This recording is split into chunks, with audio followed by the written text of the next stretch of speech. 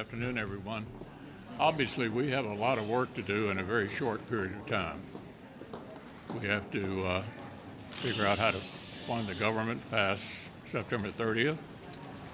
We have to have as close as we can to a regular order process on appropriations. Senator Collins and Senator Murray have done a spectacular job of at least getting bills out of committee, which hadn't happened in the Senate in 5 years. So that's a step in the right direction.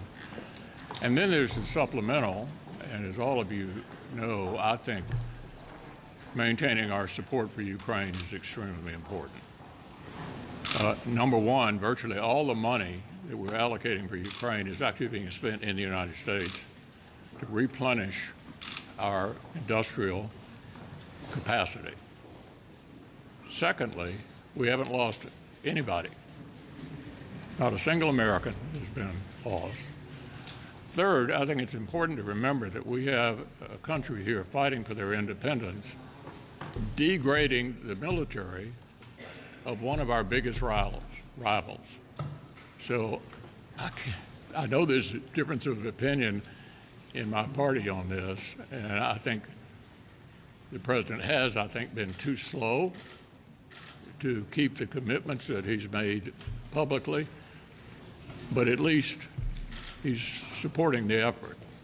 I think he could have done it more skillfully, but he is supporting the effort, and I intend to continue to support it, and I hope the majority of my colleagues will feel the same way. Let me just pick up on the first point the leader made, and that is that if you look at before we broke for the August break, the last bill we processed, the National Defense Authorization Act, we had a robust amendment process. We considered 33 amendments on the floor. The Armed Services Committee team got lots of other amendments included in the bill that were adopted without having votes. But nevertheless, it was a process that was open and transparent, in which individual members who don't serve on the Senate Armed Services Committee had an opportunity to have their voices heard and get votes on amendments that were important to them and their states. Now we're looking at the appropriations process. As the leader pointed out, we haven't had a normal appropriations process for a long time around here, but we do now have 12 bills. All 12 bills have been reported out of the Senate Appropriations Committee. The key now is to get those bills moving across the floor, and I'm hopeful that that will start happening next week, and when it does, that there will also be an open, robust amendment process in which members who don't serve on the Senate Appropriations Committee have an opportunity to make their voices heard and get amendments considered that are important to them and the people that they represent. I talk a lot around here about regular order. And the reason I do that is because I think bills, when they move through regular order, is a more transparent process. It is more accountable to the people in this country. And I hope that we can have a regular order process as we begin to deal with appropriation bills, so we don't end up like we did last year at the end of the year with everything piled up in this big train wreck of one big appropriations bill that's a take it or leave it proposition. The way it's supposed to work is to do these in regular order, through a process that allows for open debate on the floor, and that's what our conference is going to insist on in the appropriations process this year. Joe Biden's recent statements on the economy reveal a president completely out of touch with the pain and the suffering that he's causing the American people. If you wanted to describe Bidenomics in one word, it would be failure. The economy is the #1 issue facing our country. All of us have been traveling our states. I've been all around Wyoming over the break talking with folks. People are fed up. They're fed up with record high prices, record high interest rates if you want to borrow money, and a record high debt. And they're tired. They're tired of having to work so very hard just to try to keep up with the prices that continue to go up. They seem to be hit right between the eyes every time they go to the store or fill up with gas, try to buy groceries, all of those things, and they're mad. People are mad because they see the country heading in the wrong direction, and they don't see us getting back on track. People also do not believe that Joe Biden is up to the task. Only 1 in 3 Americans think that President Biden and the Democrats are actually doing a good job on the economy. And the case in point is this past Labor Day weekend, gasoline prices hovering at about $4 a gallon. Well, that's up over $2 a gallon from where we were about 2 years ago. And back to school shopping, it has become very, very expensive and very stressful for American families. Whether it's putting food in the lunchbox, supplies in the backpack, we're all seeing increased costs as a result of Bidenomics. Well, Republicans have solutions to make things more affordable, and it's to cut the wasteful Washington spending.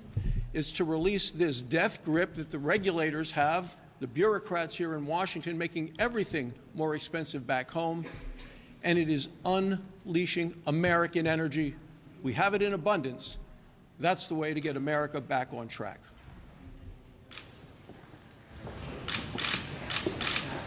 Well, welcome back, everybody. I'd like to say it's great to be in Washington, D.C., but I think I prefer Iowa. And for those of you that had the opportunity to come out, spend some time in Iowa, go to our great state fair, we appreciate your support. I finished up the 99-county tour while I was at home in Iowa, and it was great to get out across the state. But while I was out and about and talking to families and talking to manufacturers and other industries, it was abundantly clear that Iowans are very, very frustrated with the state of the economy. And it really didn't matter what industry or what location I was in. They are frustrated. They're frustrated with this administration. They are frustrated with Bidenomics. It is increasingly difficult to support their families. And it's really tough because even in my communities in southwest Iowa, where I was born, where I was raised, and where I live today, seeing the men and women that I have grown up with, they are 2 full-time income families now taking on additional jobs just to make ends meet. So folks, when the president is out there talking about how successful Bidenomics has been, I'm pulling the BS card on this, and I'm throwing it down because things are rough on our families. There's no getting around it. And I know sometimes you're in this bubble here in D.C., but again, folks, if you can get out to Iowa, any of our great states, you're going to see a different story when it comes to our families and our businesses. So please pay attention.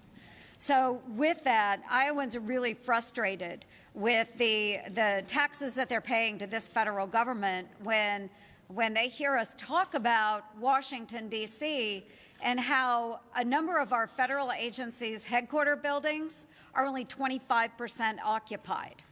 Okay, where are all of those workers? I know they're still on the payroll, right? Is COVID over? Are we able to come to work safely? I think we can do that. And yet we still have a huge number of people from this city that are telecommuting. They're teleworking. And there's no reason we should be doing that. When you have bureaucrats that are doing bubble baths during their conference calls for work, when they are golfing during business hours, and yet they're still getting paid the wages they were pre-COVID, we've got to figure this out. So I've pushed out a letter to all 24 Inspector General offices, and I'm demanding answers. So one, what are these people doing? Who has oversight of the work that is being done by these employees that are so-called teleworking? Okay, 2, what are we going to do with all this unused office space? If you're not bringing people back to work, we don't need to lease all of these buildings. We don't need all of these buildings. How much money can we save if we get rid of it? And then finally, folks, and this really gets under my skin, is that how many of these federal employees who get location-based pay, Washington, D.C. wages, who are teleworking from a lower-cost area, how many of them moved away during COVID and are still getting paid for living in Washington, D.C.? It is fraud, folks. It's fraud. So you federal employees that are out there, we're coming after you. We're coming after you. Let's do the right thing. Well, welcome back, everybody. It is nice to be here on a 100-degree day almost, and I'm glad that we had a nice break. I'll say two things of what some of my colleagues have said. Senator Barrasso said his definition of Bidenomics is failure. Mine is paying more and getting less. That's absolutely what you're doing every day, whether it's your mortgage, your rent, your grocery store, your gasoline tank, whatever it is. And as to what Joni was talking about, Senator Ernst was talking about, our offices are inundated during the summer. More people have traveled this summer probably than have over the last 4 or 5 years. The requests for passports and assistance on getting passports and passport renewals is much greater than it has been, but because the workforce is not there, we had people that had to cancel trips, couldn't go, and they had planned months in advance to try to secure their passport. So that is one area specifically where the work ethic that we're seeing at the D.C. level mostly, but also at the federal level, is coming up short. So during the break, it's nice to get home and see everybody and hear anecdotal stories, but I did, during my break, took a once-in-a-lifetime CODAL with 4 other bipartisan, bicameral, all-women delegation to see our USA women soccer team play in Auckland, New Zealand. We didn't get to see them play, but we did get to see a lot of other women athletes in team sports. I was one of the lead senators on equal pay for equal play for Team USA. I believe firmly that any woman athlete who's representing our country should have the same benefit and pay as any man who is under the flag of the United States in competition. And I can tell you, it was glorious to see those fields filled with women's teams all across the globe, really led by the U.S. team. The U.S. team was the leader here. It's just people are catching up to us now. And that's inspiring to me because I love sports and I love women's sports, and it was really, really fun. The other side of that CODAL was a security portion. We talked to a lot of the Indo-Pacific leaders and defense leaders about the looming challenge of China, how our allies are realigning, and how we need to shore up our allies. We were in Australia talking about AUKUS, the new agreement that we struck on submarines. We were talking about how the Taiwanese and China situation is becoming very precarious, and how are we preparing for that? And I thought, you know, what are these two issues that we went on this CODAL, what do they really have to do? And the unifying thing here is American values. We believe in freedom. We believe in making and giving all of our men, women, and our military the ability to do the best they can do in any situation for a great country. And so I was very inspired when I came home to talk about this value-based American values that lead in the world. And we've got to keep that in the forefront, not just for us, for our friends, our neighbors, and also those who are unable to see that freedom for themselves, that we can be that guiding light that we've always been.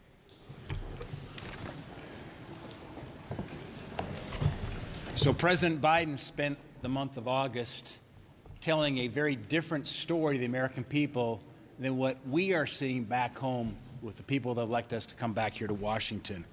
But don't take my word for it. Don't take my word for it as Joe Biden's trying to spin this Bidenomics story. Look at the headlines that have come out in publications from your colleagues in the press. The housing market is stuck. Americans can't afford homes. Investors aren't buying property. Economists see little relief ahead. New York Post, credit card and car loan defaults hit a 10-year high as inflation squeezes families. This came out in Forbes just yesterday. In fact, as I was flying in from Montana, strapped for cash, more Americans are making early withdrawals from their retirement savings. And you've seen the headlines in the last month about credit card debt at over $1 trillion, an all-time record high. And now we've got new information that says our deficits are going to exceed $2 trillion. To put that in perspective, our deficit over the next year will be larger than the GDP of every country but 10 in the world. This is a direct result of what's happened, we've seen with President Biden in their spending spree. It's unacceptable, but the reality in Joe Biden's America versus what Americans are actually seeing are completely disconnected. It's time for the administration to reverse course on its out-of-control spending. Leader McConnell. Leader McConnell. Chad. Good afternoon. Welcome back. Respectfully, can you tell us what is afflicting you and characterize what is the level of transparency that the people of Kentucky deserve to hear about your condition? Well, I think Dr. Monahan covered. Well, we'd like to hear from you. I know you are hearing from me. I think Dr. Monahan covered the subject fully.